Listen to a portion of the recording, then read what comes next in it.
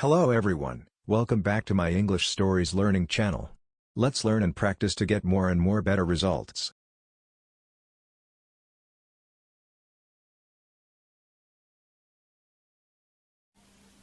Chapter 1. The Girl with a Future. On the 1st of July, 1961, a baby girl was born at her family home in Sandringham, Norfolk. Her parents, Francis and Johnnie Spencer, couldn't decide what to call her at first. They had 2 daughters already, and this time they really wanted a boy. Finally, they called her Diana. They didn't know that in the future the name Diana Spencer would be famous all over the world. They could not guess how popular she would be in her short but full life. The Spencers are a very old English family. They became rich a long time ago as sheep farmers, and the family goes back to King Charles II and King James II of England. They have been friends and helpers of the royal family for hundreds of years. The house they lived in then, Park House, was near the Queen's house at Sandringham. So Diana grew up almost next door to the royal family. Diana often visited them at Sandringham House when she was a little girl. The Queen's most important homes are at Buckingham Palace in London and Windsor Castle, just to the west of London. But she also spends time at Balmoral Castle in Scotland and at Sandringham House, which is in the east of England. Later, people called Diana a fairy tale princess, but her story was often a sad one too. Her parents had the son that they wanted so much in 1964. They called him Charles. But their marriage was unhappy, and soon terrible fights began. When Diana was only 6, her mother, Frances, ran away with another man, Peter Shand Kidd. For a long time, the children could only visit their mother at weekends. Frances very much wanted her children to live with her, but their father was against the idea, and so they stayed at Park House with him. Other women came to the house to look after the children, but they didn't usually stay long. The children made trouble for them. They threw their clothes out of the window, or locked them in the toilet. The 2 smallest children, Charles and Diana, were really unhappy. Each night in bed, Charles cried for his mother, and Diana lay there alone, listening to him. She was too frightened of the dark house to get out of bed and go to him. But Diana and Charles were a loving brother and sister. As time went on, they often travelled by train together to visit their mother. Diana was always friendly with her 2 older sisters, Sarah and Jane, but they had different lives. Johnnie Spencer tried to do his best for the 4 children, and at Christmas they could choose all the presents that they wanted. There were too many presents, and not enough hugs and kisses, they remembered later. Diana loved her father and wanted to look after him. She liked to help in the house, too, and to look after her animals. she had a cat, Marmalade, and a dog called Jill. Like a lot of English girls, Diana learned to ride a horse. But after she broke her arm in an accident, she was frightened and didn't want to ride again. Like the children in many rich or old families in England, the Spencer children went away to school. Diana went to Riddlesworth Hall School in 1970, when she was only 7. She lived there during the term and came home in the holidays. In 1974, she went on to her mother's old school, West Heath School in Kent, which was on the other side of London from Norfolk. Her sisters, Sarah and Jane, were also students there. By then, her mother wasn't living in London, but in Scotland. She and her husband Peter had a large farm on an island. It was a wild and beautiful place, and Diana had some lovely holidays there. In Diana's young life, everything was always changing, and she often felt alone. She was very sad when her grandmother, her father's mother, died in 1972. Her grandmother was a very kind woman. She looked after Diana a lot when her parents separated. Things changed even more in 1975, when her grandfather died too, and the Spencer family moved into the old family home at Althorp in Northamptonshire. Diana's father was now Earl Spencer. Diana became Lady Diana Spencer, and her brother Charles a Viscount. Later, he too became an Earl. Until then, Park House in Sandringham was the only home that Diana knew. She didn't like going to Sandringham House to visit the royal family much. She felt strange in the royal house. But she loved Park House, with its friendly rooms and its big garden. She could go swimming in the pool there, play tennis, or hide in the treehouse. The children didn't really want to live at Althorp.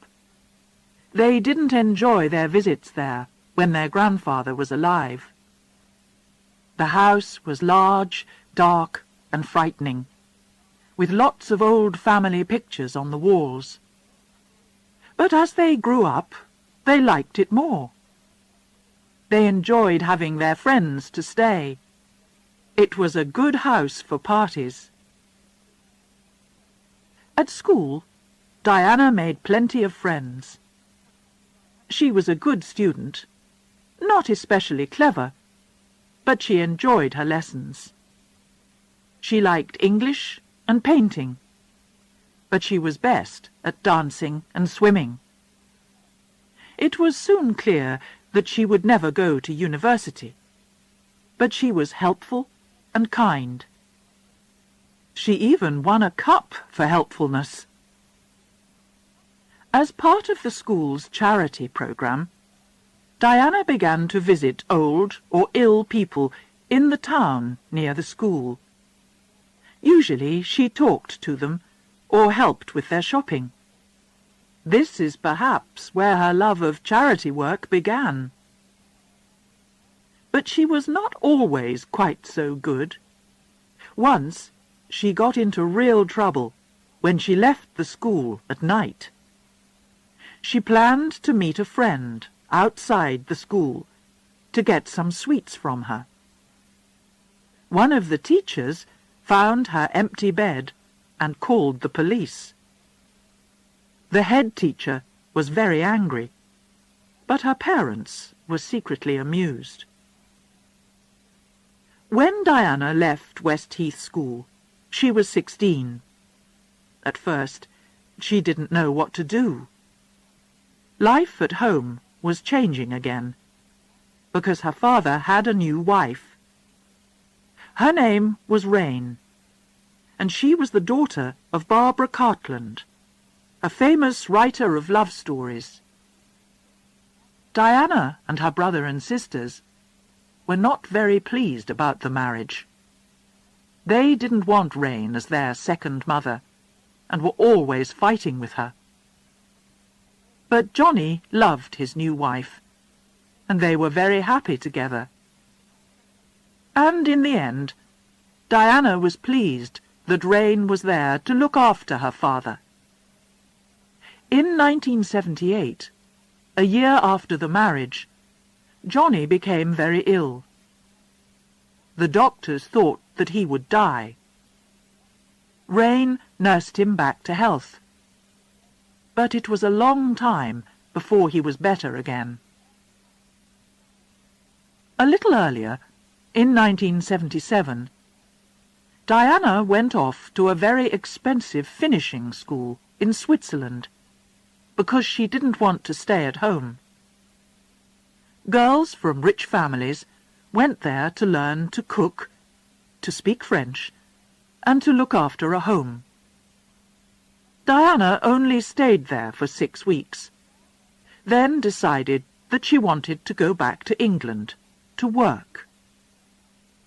In the past, girls from important families like the Spencers never worked for money. But times were different now, and Diana wanted to be like other girls of her age. "I can easily find a job," she told her father. He bought her a very nice flat in Coleherne Court, Kensington, in the centre of London. She asked a few friends to come and live with her.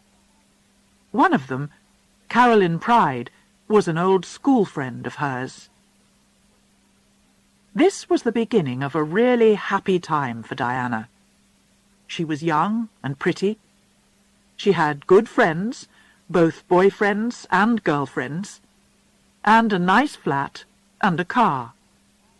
She was free to try and find her way in the world. What could she do for a job? She loved children, and so she began to look after babies and small children for her sister's friends. Sometimes she cleaned their houses too, or cooked meals for them. She studied cooking again in London. She was good at Russian soup.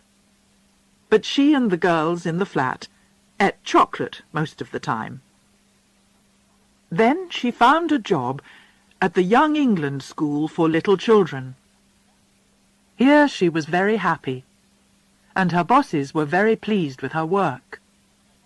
She was calm and kind with the children, and always gave them plenty of love and hugs. Soon there would be love in her life too. She would find her prince and fall in love.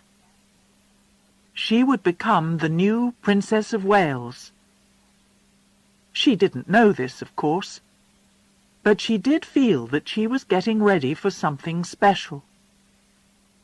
Diana went to parties, and she had a lot of friends. But she was never serious about a man at that time. "I had to keep myself tidy," she said later, "for what was coming." Chapter 2.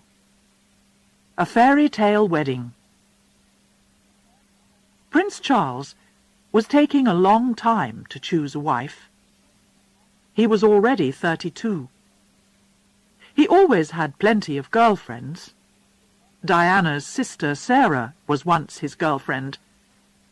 But he couldn't decide who to marry. Charles was the future King of Britain, so he had to choose well. Not every beautiful woman makes a good queen. Life in the royal family can be very hard. The royals spend a lot of time in public. She must also be a girl from a good family, and Charles must be her first lover. February 1981, the news finally came out that Prince Charles was getting married to Lady Diana Spencer. The photos in the newspapers showed a pretty, quiet girl with a sweet smile, and the reporters soon began to call her Shy Di. Diana was the first English girl to marry a Prince of Wales for 500 years. And in private, Prince Charles said that the Spencers were more royal than the royals. It seemed that Diana and Charles were perfect together. People in Britain began to look forward to a fairy tale wedding. Diana grew up with the royal family, but for a long time she didn't really know Charles. There are a lot of families in the royal circle, and also Charles was 12 years older than her. He was already a young man when she was still a child. But when Diana was 16, they met at a country house party. She was only a schoolgirl, and Charles was more interested in his dog and his sport than in her. But from that time, Diana put a photo of Charles by her bed. They met at a few more parties, but it was only in July 1980 that Charles began to look at Diana with new eyes. They were both staying with friends in the country. In the evening, Diana sat next to Charles outside in the garden. She was telling him that she saw him at a funeral a year earlier. "You looked so sad," she said. "I thought, it's wrong that you're alone. You need someone to look after you." Charles's heart opened to her, and from then on he was seriously interested in her. He asked her out for an evening of music, with supper later at Buckingham Palace. But he didn't give Diana much time. She only had 20 minutes to wash her hair and get ready. "Maybe you'll be the next Queen of England," a friend told her. Diana only laughed. Then Charles asked her to go to Balmoral for the Braemar Games, the Scottish sports which happen every September. Diana's sister Jane was now married to Robert Fellows, the Queen's personal secretary. They had a small house in the Royal Park at Balmoral, and Diana stayed there with her sister and husband. Prince Charles phoned her every day, and they went for walks together. Until then, no one guessed that the prince had a new girlfriend. But one day, Charles and Diana were fishing down by the River Dee. Suddenly, they noticed someone on the other side of the river. It was a reporter from a newspaper looking for royal news. Diana quickly ran to hide behind some trees and used a mirror from her handbag to watch him.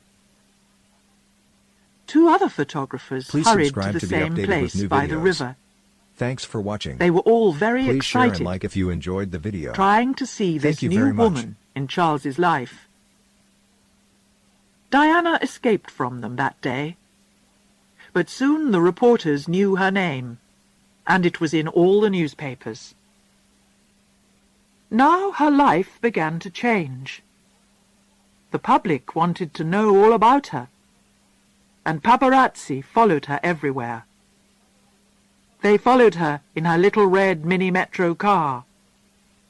They phoned her in the middle of the night and waited for her outside the Young England school.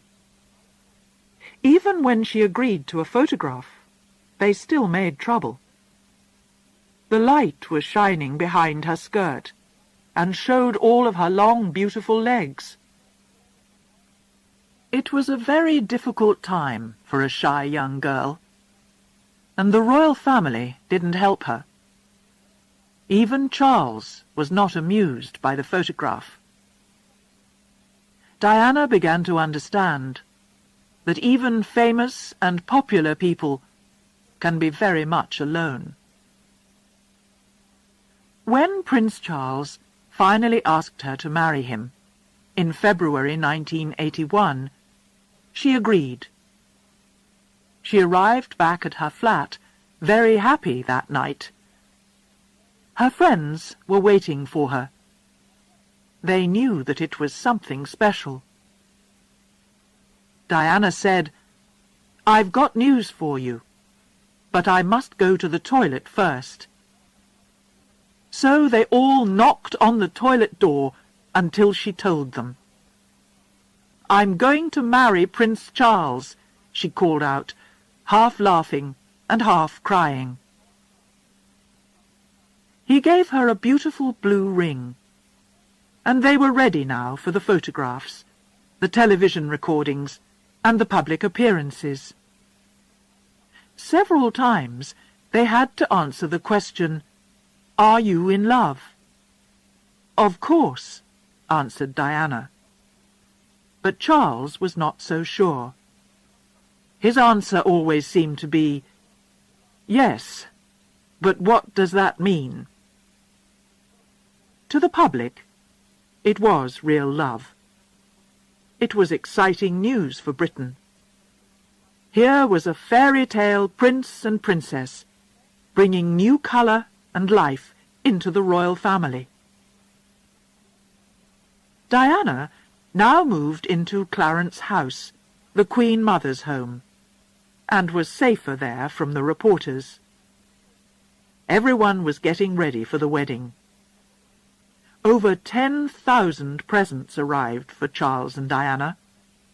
She chose a young husband and wife, David and Elizabeth Emmanuel, to make her wedding dress. "She made coffee for us," they remembered. Here was the future Princess of Wales, and we were students not so long ago. It was quite a surprise. But not everything was perfect. At the centre of the fairy tale, there was a black shadow. When Charles asked Diana to marry him, something strange happened. She suddenly felt, deep inside, that she would never be queen. She also knew that she would have a difficult job as Charles's wife. This did not stop her. But just before the wedding, she became seriously worried. She suddenly understood that Charles's old girlfriend, Camilla Parker Bowles, was still very important to him. Diana found a present from Charles to Camilla, and he often telephoned her. Did Charles really love her, or was he still in love with Camilla? And Diana was no longer free. The happy days in her flat with her friends, and at work with the little children, were all gone. The royal machine frightened her. There were so many royal rules, and Buckingham Palace was a dead place to her. No one welcomed her when she arrived at Clarence House, and no one told her how to do things. She still tried to enjoy herself. She escaped to Australia for a quiet holiday with her mother, where none of the paparazzi could find them. Back at Clarence House, she wanted to go on with her dancing, and so she asked her old teacher to come and work with her. But she knew that soon nothing would be the same. During one of her last lessons, she said, "In 12 days' time, I shall no longer be me." She got thinner, and she even wanted to stop the wedding. Her sisters told her to go on, bad luck. You've got to do it. Your face is on the tea towels now, they said. So, on the 29th of July, 1981, Prince Charles married Lady Diana Spencer in St. Paul's Cathedral, London. It was a great day for England. More than 1 million people were out on the streets in the morning to wave as she went by. In Britain, everything stopped as people switched on the television. In many houses, there were little parties, as families, friends, and neighbours all sat down together to enjoy themselves. Diana arrived at St. Paul's with her father. The church was full of important people from all over the world. Not only was the British royal family there, but there were other kings and queens from Europe. There was beautiful music, and the church was full of flowers. Diana looked wonderful in her long wedding dress, which was almost white, with the skirt very long at the back. With flowers in her hands, and her heart full of hope, she agreed to marry Charles. "I will," she said. Charles put the wedding ring on her finger. It was made of Welsh gold. This gold was a present to the royal family about 50 years earlier, and Diana's ring was made of the very last piece. Charles and Diana were now husband and wife. They promised to stay together all their lives. The crowds who were shouting, "Lady Di! Lady Di!" now changed the words to "Princess Di! Princess Di!" They went back to Buckingham Palace, where Charles kissed his new wife in public. Then they left for their wedding holiday. First at a house called Broadlands, then on the royal ship Britannia. Diana was suddenly the world's favourite woman. Her face really was on the tea towels, and on cups, glasses, spoons, and all kinds of things that people bought at the time of the royal wedding. They wanted something to record and remember that special day, the most important royal day since Elizabeth became Queen in June 1953. In some ways, Queen Elizabeth was still part of a picture which was painted by the famous Queen Victoria over 100 years before. In this picture, the royal family is a good Christian family. They show a polite face in public and keep all their problems secret. Royal children must learn that their country comes first and their personal life second. Sadly, this can also give us a royal family which seems cold and far away. Queen Elizabeth did try to make the royal family more modern. Once, most royal children studied at home, but her son, Prince Charles, went away to school and university. In the 1960s, television cameras recorded her home and her family life for the first time, so that people began to know the royal family a little bit better. But in the end, it was not enough for modern times. So could the fairy tale marriage possibly have a happy ending? Did Charles really love Diana when he married her? He probably tried to do his best at the time, but it was difficult for him too. In the past, kings and princes married to make the royal family stronger and to have children.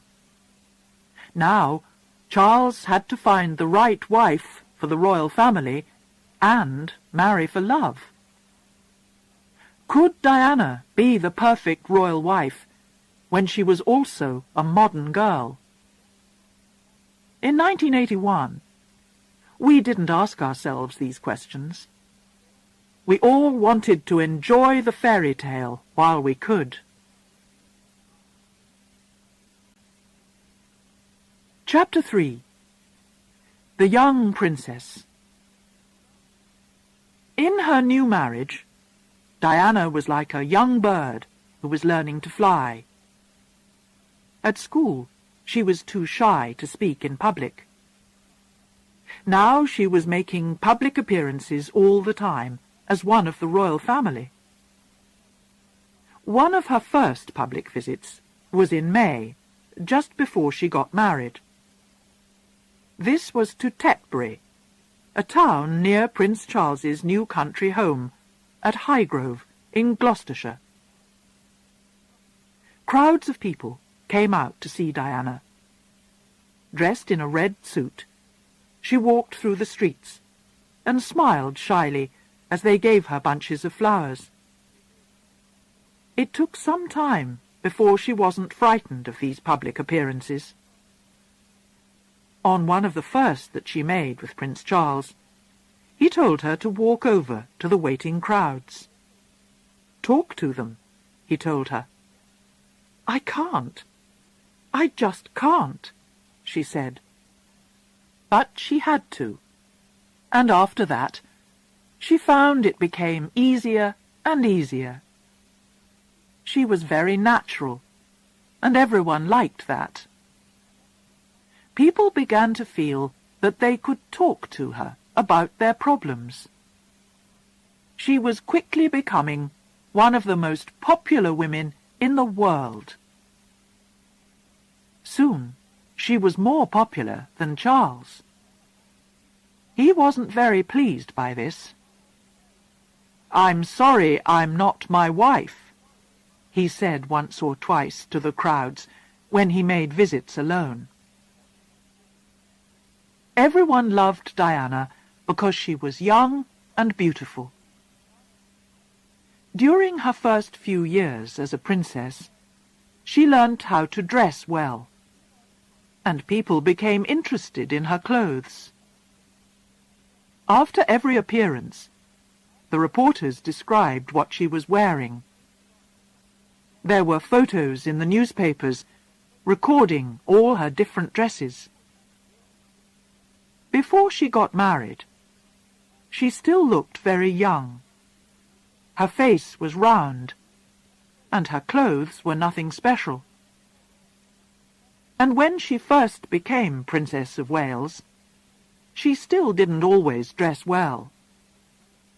Sometimes she wore dresses and hats that were too old for her, like those for a 45-year-old woman. Then she became the well-dressed Diana that we remember today. She chose a lot of wonderful clothes: dinner dresses, dance dresses, trousers, and suits. She learnt to dress for all kinds of different appearances, for special visits, for sports, or for travel. For public appearances, she had to wear clothes that were comfortable as well as beautiful. She also had to remember how her enemy, the wind, could blow those clothes about. Diana began to buy from famous British clothes makers, which helped the clothes business in Britain. Some of her favourites were Bruce Oldfield, Zandra Rhodes, and Catherine Walker.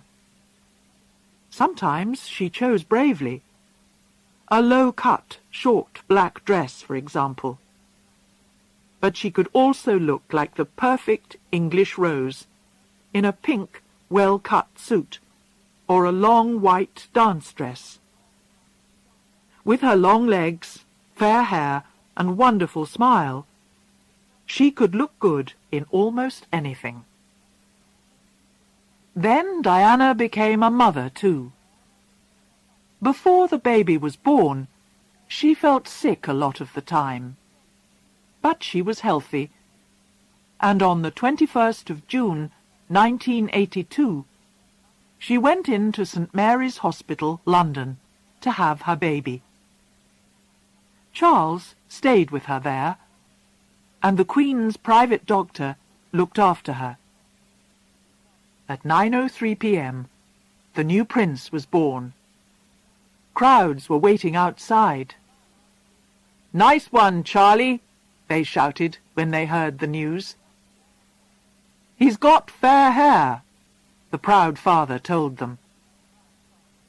At first, the new parents couldn't agree on names.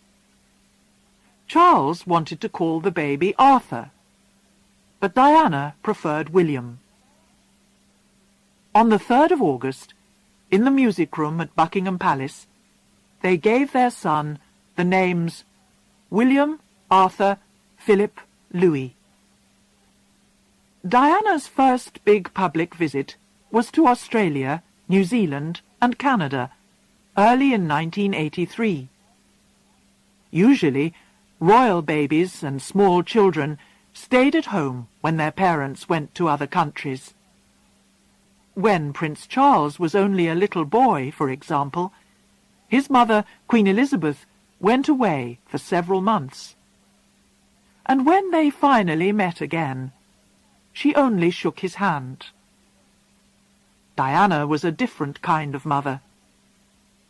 She wanted to keep her children with her, and to give them plenty of love. She wasn't afraid to hug and kiss them in public.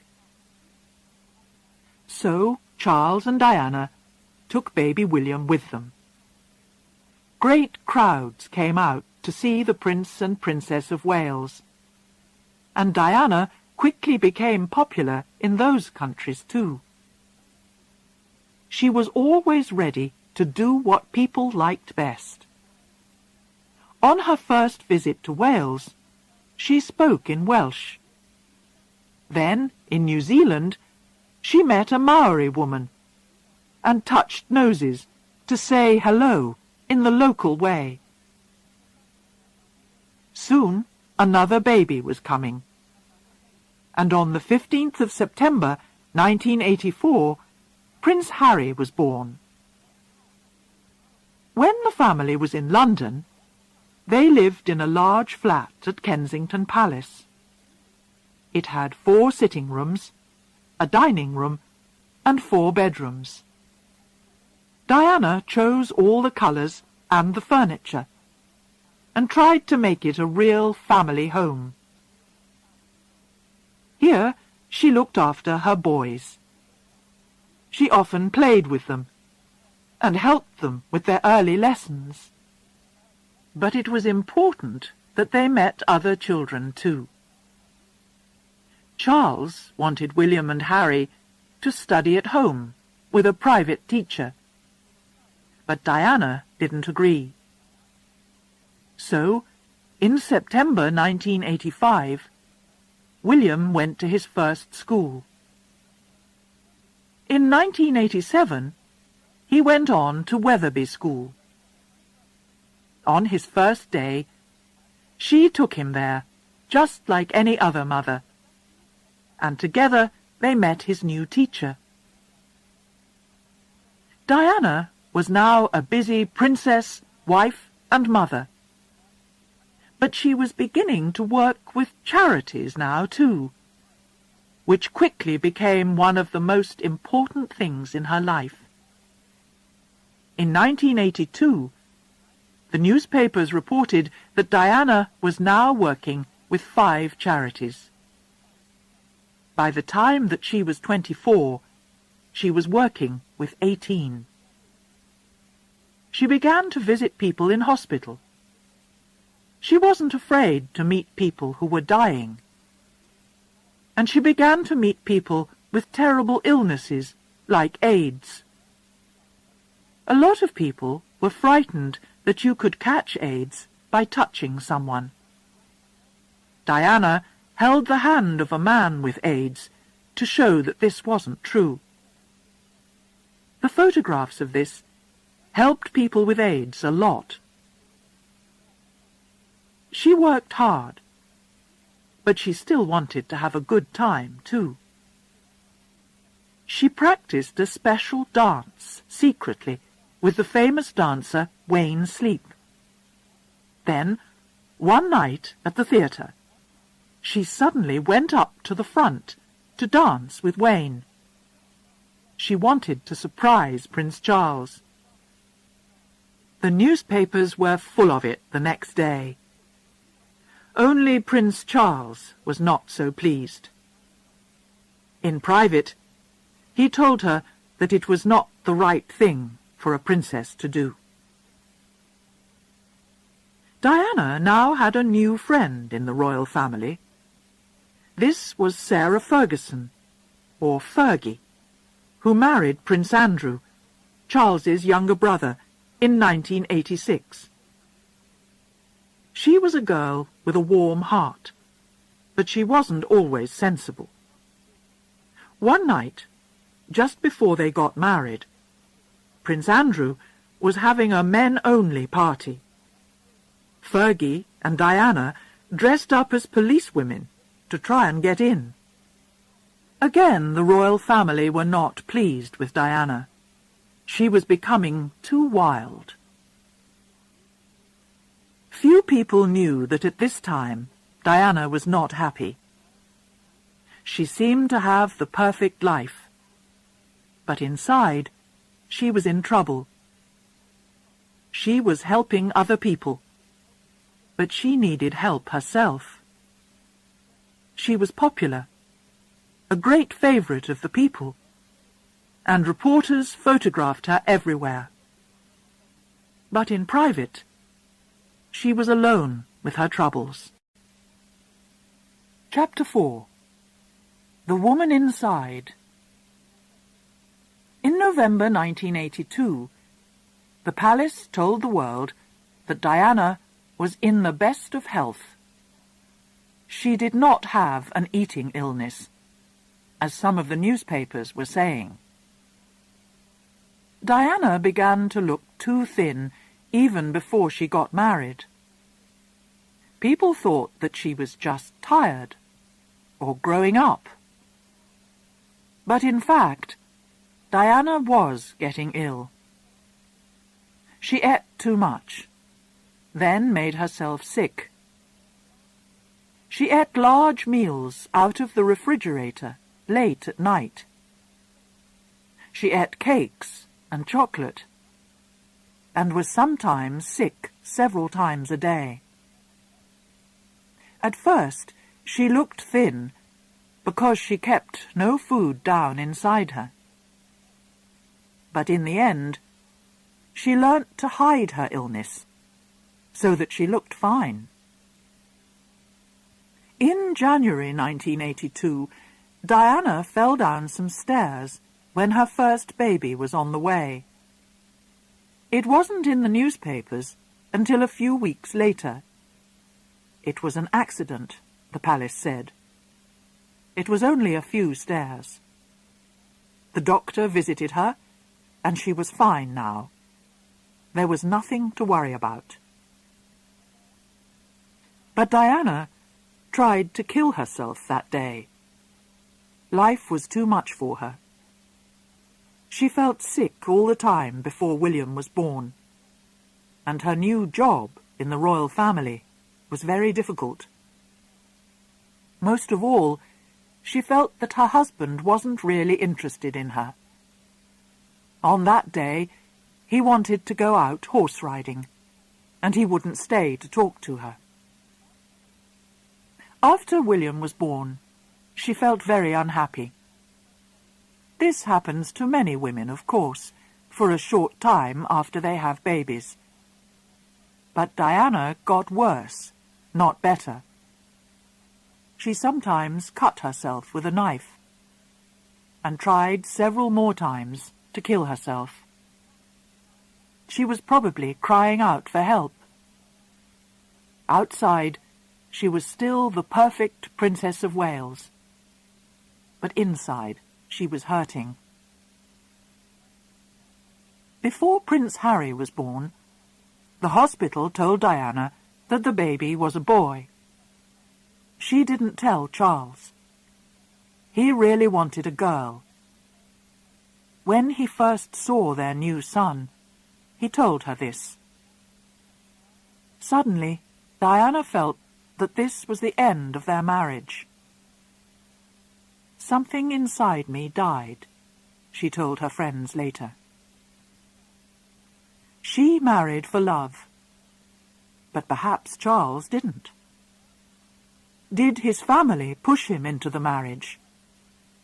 His real love, Camilla Parker Bowles, was already married, and he had to marry someone. Perhaps he chose Diana only because she would be the right sort of royal wife and mother. Charles was still seeing Camilla when he was married to Diana. On their wedding holiday, Diana saw that Charles still kept photos of Camilla in his pocket. And during the marriage, Charles still gave Camilla presents, and often telephoned her privately. The mother of Camilla's grandmother also had a royal lover, King Edward VII. Camilla, it seemed, was repeating the family story. But Charles and Camilla were friends as well as lovers.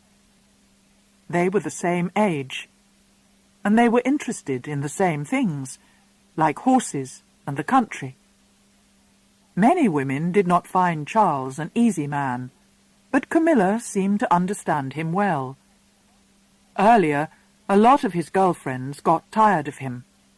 He could be warm one day and cold the next. He spent time with them, then disappeared for a long time. Even Camilla stopped waiting for him when she was young. She married another man, Andrew Parker Bowles. Charles and Diana were different ages, and they liked different things. He wanted to read books on their wedding holiday. Diana wanted to enjoy the sun and the sea. He wanted to talk about serious ideas, when she wanted to give everything to their new love. It was soon clear to them both that they thought and felt very differently. In public, they were still husband and wife, but in private, they were sleeping in separate bedrooms. People were beginning to see that all was not well. In Canada, in 1986, Diana fell down in public because she was so ill and unhappy. The same year, Prince Charles came home early from their holiday in Mallorca. Then, in 1987, he went up to Balmoral alone for a month. He told the reporters that he had a lot of work to do there. Diana was working hard for the royal family and the country, but she was still very unsure of herself. She was always waiting for Charles and the royal family to say, "Well done." They never did. But in 1988, life began to change for her. She found that she could be strong. A terrible accident happened when she and Charles were on holiday in Switzerland with a group of friends. Snow came down from the mountains and killed Hugh Lindsay, one of their best friends. Diana was in bed with a cold at the time.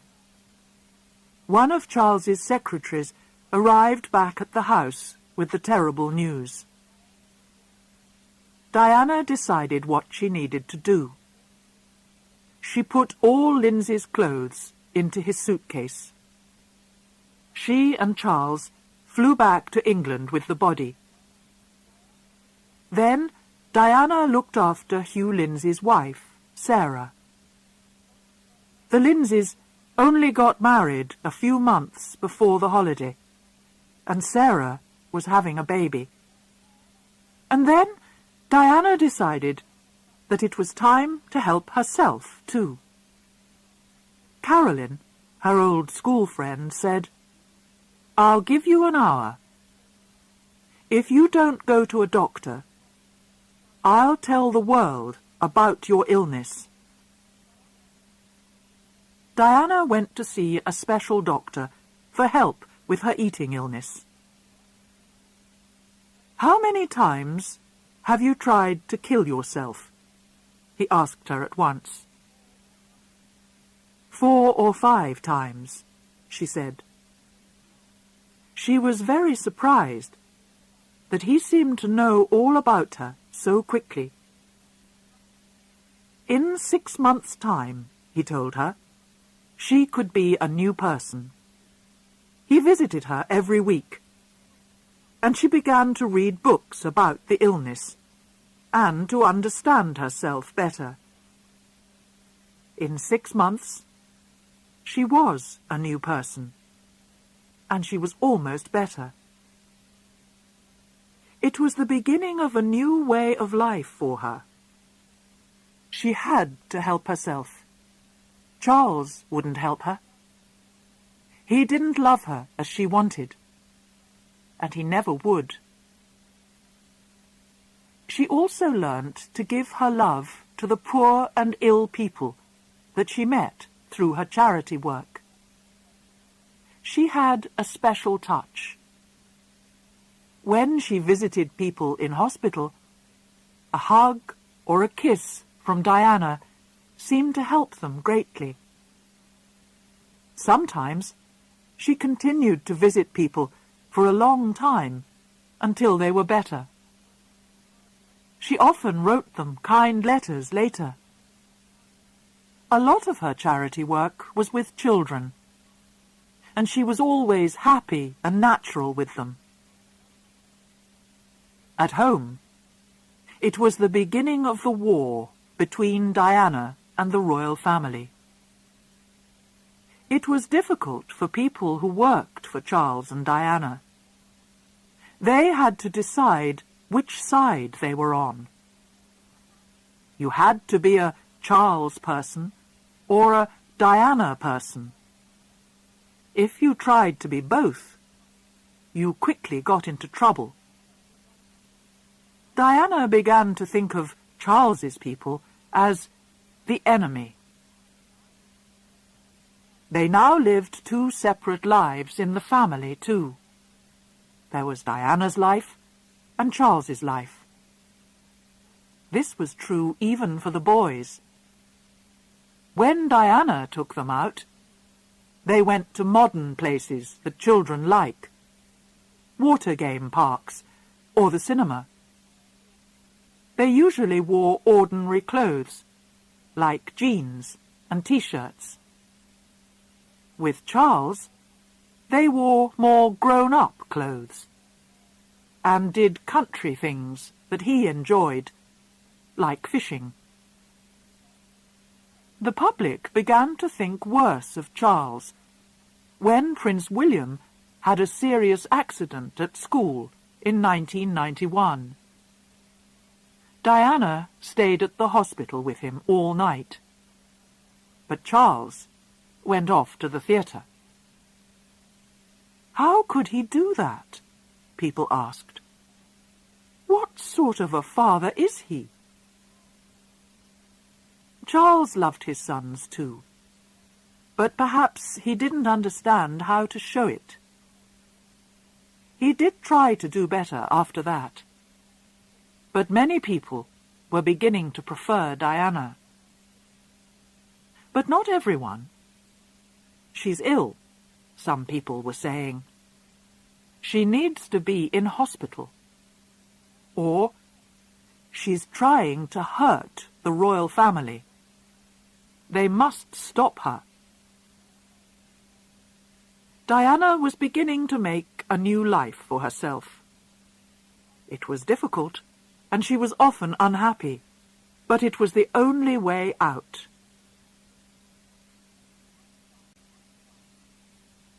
Chapter 5. The New Diana. The Queen called 1992 a terrible year. It began badly for Diana, too. On the 29th of March, her much-loved father died. She was on holiday in Austria, and she flew home at once for the funeral. Prince Charles flew back with her to England, but she went to the funeral alone. The newspapers, of course, were quick to notice this. It was a month for royal stories. The palace told the world that the marriage of Prince Andrew and Sarah Ferguson was over. Then a new book came out about Princess Diana. Diana, Her True Story, by Andrew Morton. The book talked about Diana's eating illness and about how unhappy she was with Prince Charles and the royal family. It also talked about Prince Charles and Camilla Parker Bowles. At first, everyone was very surprised. Could it all be true? In the end, people realized that most of it was Diana's real story. But there was another surprise coming for her, and an unpleasant one. Diana was beginning, secretly, to look for a new love in her life. She had to be very careful, because she and Charles were still married. The world would not think well of a royal mother with other lovers. Then, suddenly, recordings of secret phone calls between Diana and James Gilby came out. Gilby was an old friend of Diana's. But here they were talking as lovers. Someone recorded the conversations, the newspapers said, 2 years earlier. In them, Gilby uses a special name for Diana, Squidgy. He asks Diana to kiss him down the phone, and says, "Oh, Squidgy, I love you, love you, love you." Another lover was James Hewitt, the man who taught Diana to ride again. She was still afraid of horses after her accident as a child. Will Carling, the sportsman, and his wife ended their marriage because of Diana. Then there was Oliver Hoare, who sold paintings. Someone began to make silent phone calls to his home. Perhaps it was Diana, unhappy because Oliver didn't want to talk to her. We will probably never know everything about her life at this time, but it's clear that she was seeing other men. Then, in 1993, recordings of phone conversations between Charles and Camilla appeared, and everyone now knew for sure that they were lovers. Charles was very unhappy about this, and at first promised to live alone without women. A year later, he talked about it all on television, but he didn't stop seeing Camilla. In the photos of 1992, Diana is often alone. In one, she is sitting in front of the Taj Mahal in India. She is smiling, but she looks very small and alone in front of the big white building. In November 1992, Charles and Diana did make a visit together to Korea, but they were clearly unhappy. Finally, in December, they told the public that they were separating. Prince Charles would stay at Highgrove, and Diana would live alone at Kensington Palace. The children would spend time with both of their parents. The Queen's family was in trouble all around her. Just to finish the terrible story of 1992, there was a serious fire at Windsor Castle, the Queen's favourite home. Everyone there, the Queen too, worked hard to put it out. But the castle and the royal family would never be the same again. Diana's private rooms at Kensington Palace were full of photos of William and Harry. "They mean everything to me," she said. But now she couldn't be with them so much. A lot of the time they were at school or with their father. She even had to eat her Christmas dinner alone, while William and Harry spent Christmas Day with their father and grandmother. But she was doing her best to help her sons for their future as royal princes, and William perhaps as the future King of England. She decided that they needed to understand some of the country's problems. She took them to visit sick people in hospitals. But she also took them out secretly to see some of the dark and unpleasant places where homeless people spend the night. In 1995, William went to Eton, one of the top schools in the country. But he didn't forget the other side of life that Diana showed him. He later gave Diana the idea of selling a lot of her dresses for charity. Diana's new life had good times in it too. She had plenty of friends. Many of them were famous, and some of them were film stars or pop stars.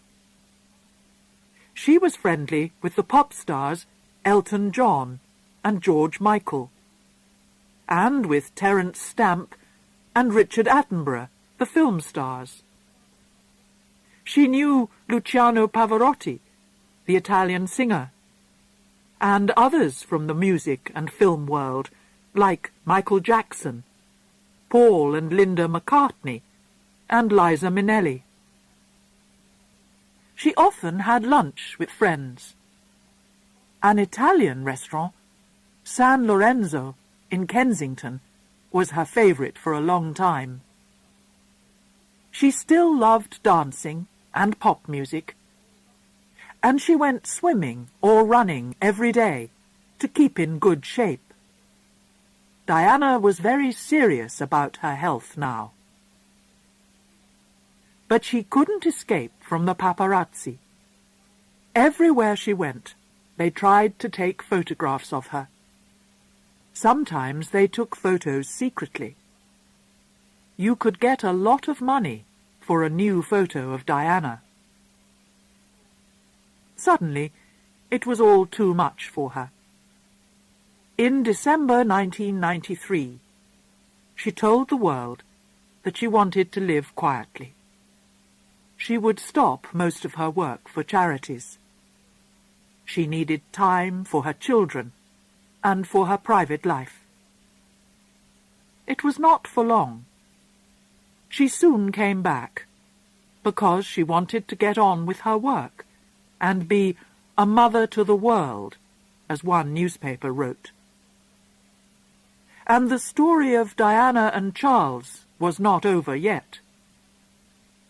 In November 1995, she recorded her famous appearance on television.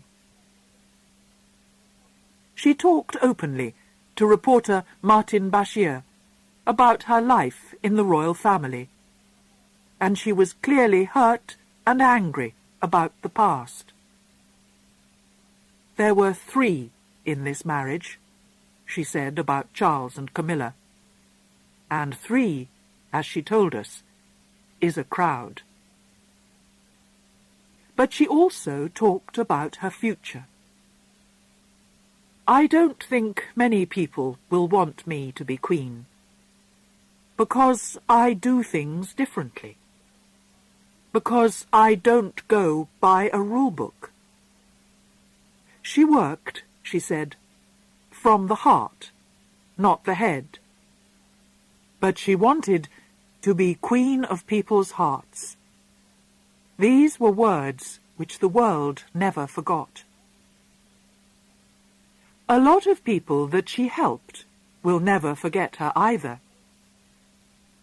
One of her favourite charities was Centrepoint, which looks after homeless people. Vincent Seabrook, a man of 27, now working as a private guard, remembers her well. He was living homeless on the streets when Diana came past and stopped to talk to him. She got me something to eat and drink, listened to me, and gave me the number for Centrepoint, he said. She wasn't frightened of illness, or of people who had serious problems with their bodies.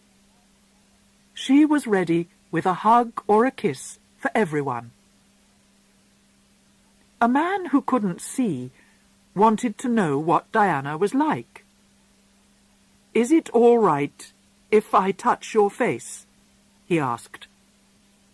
"Of course you can," she said.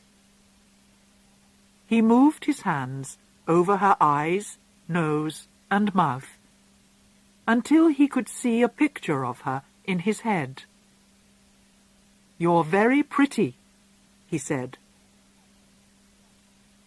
When someone was in trouble, she tried to help them. Once, in hospital, she heard a woman crying. The woman's son, Dean, was badly hurt in a car accident. Diana sat with the young man that night and visited him again later. She even went to his house when he was better and met his children. "What shall we call you?"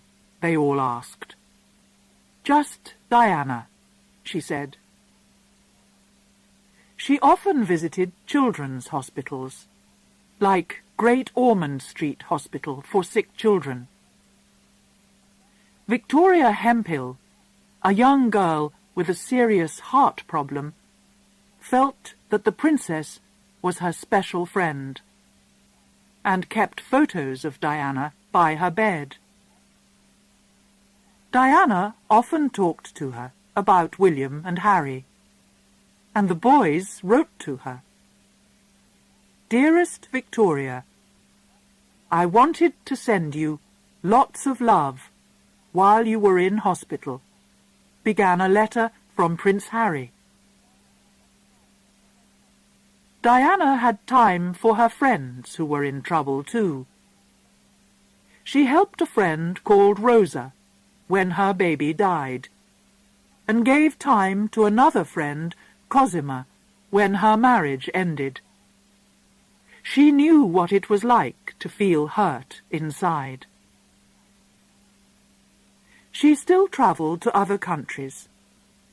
In 1994, she visited Zimbabwe, in Africa. Photos show that she helped to give out lunch to children in a special school. She visited hospitals in Pakistan. In India, she became friends with Mother Teresa, who was famous for her work with poor people who were dying on the streets. Diana once said, "I'm not frightened of dying, if I can die happy." Chapter 6. Her Last Days. After Diana's marriage finally ended in August 1996, she was a rich woman with over £17 million. But she wanted to go on working. She especially wanted to stop the use of landmines.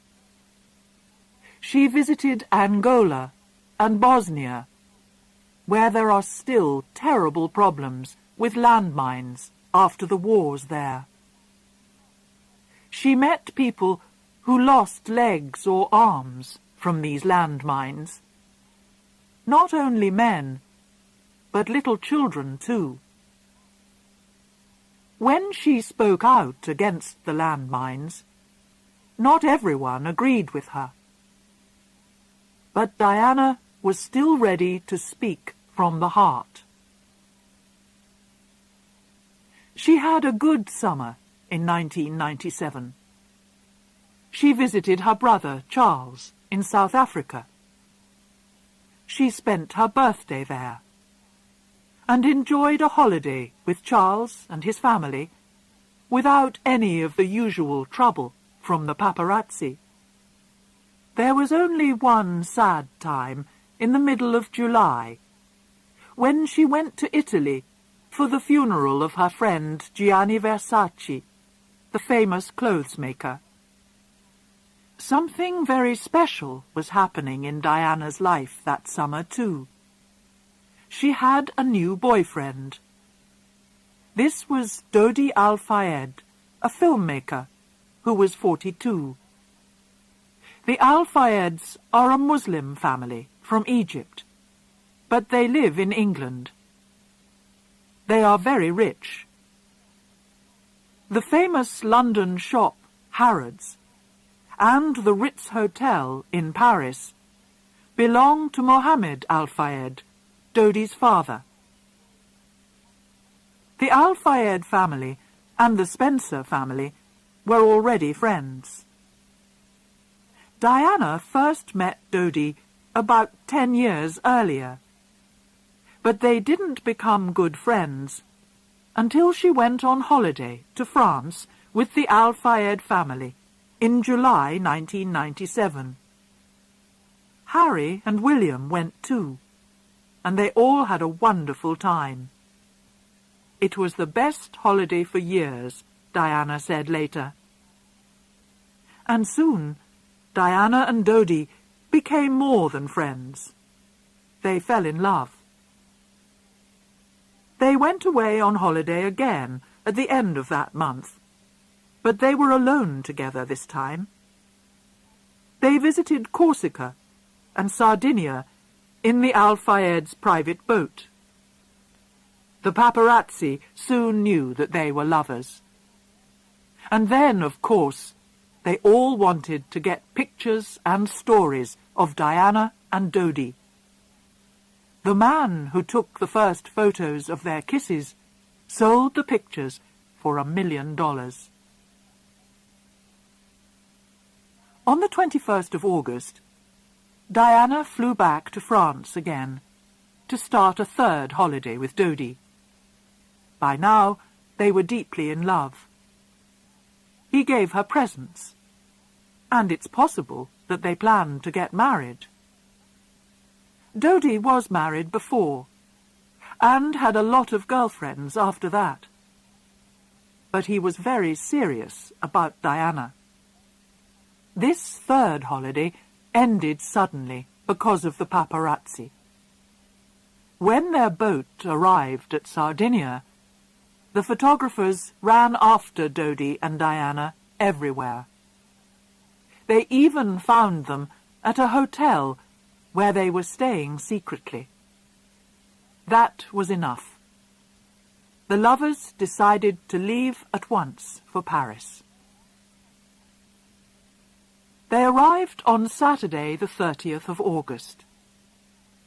Dodi had a small home in Paris, which they tried to use secretly. During the afternoon, Dodi went out to get a very expensive ring, which he was buying as a present for Diana. It was a ring that she would never wear. The paparazzi knew Diana and Dodi were now in Paris, and were following them again. They planned to eat dinner at a restaurant in the city centre, but decided that it wasn't safe there. They went on to the Ritz, the hotel which belongs to Dodi's father. When they arrived at the Ritz, there were already about 40 paparazzi waiting for them. At last, just after midnight, they left the hotel by the back door to go back to Dodi's house. They were trying to escape and sent off another car from the front.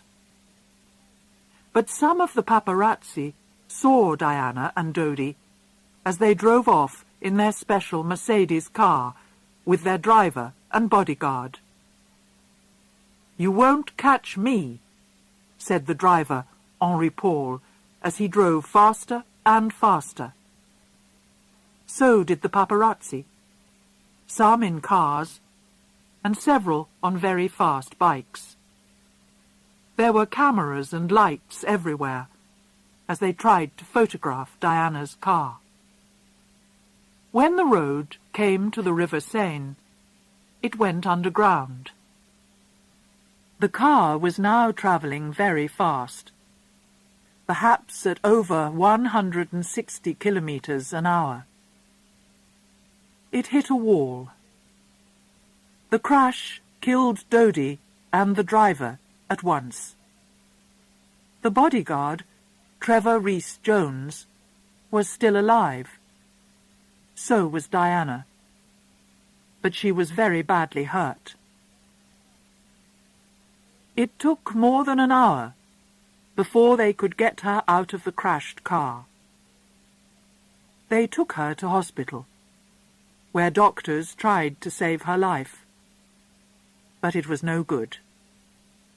She died at about 4 o'clock in the morning. Soon telephones were ringing in Britain as people heard the news and phoned to tell their friends and families. Some heard it on the television or radio at the end of a long night's work, and it seemed that it couldn't possibly be true. At Balmoral, Prince Charles woke his sons, William and Harry, to tell them the terrible news. That afternoon, Charles left Scotland by plane with Diana's 2 sisters, Sarah and Jane. They flew to Paris together to bring her body home. "Goodbye, England's rose," he sang. "She would always grow in our hearts." Then her brother Charles spoke about Diana. He remembered how kind and beautiful she was. "Today is our chance to say thank you. We want you to know that life without you is very, very difficult." He was very angry with the paparazzi who gave her such a hard time, and he promised to try and help her sons in their future life. The funeral car took Diana's body to the Spencer family home at Althorp in Northamptonshire. People threw flowers in front of the car as it went past. At first, her family planned to bring her to the local church at Althorp, but then they decided against this. Thousands of visitors could make life too difficult for the small village. So finally, they took Diana to a small island in a lake in the gardens of Althorp Park. Here her body lies in private, but once every year visitors can come to see the place where she rests. Diana's life is over, but her story is not. The way that she lived and died will change many things. Her life showed a new road for the royal family to take. She showed them a way to be nearer to the British people and to help with real problems in the modern world.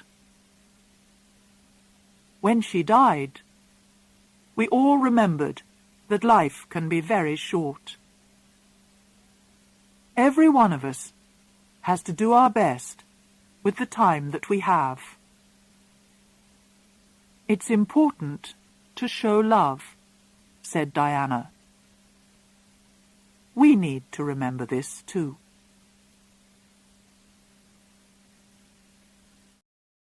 Please subscribe to be updated with new videos. Thanks for watching. Please share and like if you enjoyed the video.